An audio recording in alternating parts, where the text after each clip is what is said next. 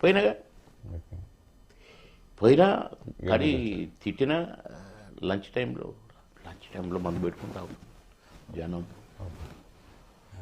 అరే రారా, no sorry అన్న, అంత బతిలాడుతున్నాడు అని ఆయన కార్యకర్తలు వీళ్ళు అన్నారు.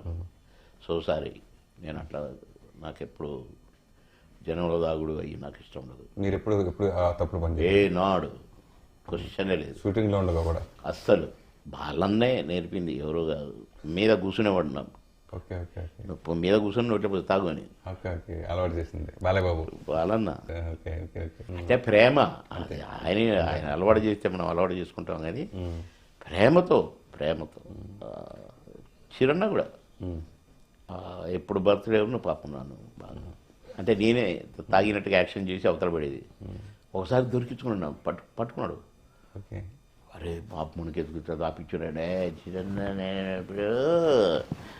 అరే బాబు మనకు షూటింగ్ ఉందయ్యా, ఎవరు తప్పించారా పాపం. ఎట్లా నేను అక్కడ మాట ఇచ్చాను రాఘవేంద్రరావు గారికి, పెళ్లి సందడి షూటింగ్ మెడ్రాస్లో. నేను 2:33 కల్లా షాట్లో ఉండాలి. ఇక్కడనేమో మొత్తం 10 మంది హీరోలు, అంతా టాపులు. ఇక నేను ఊగుతుండగా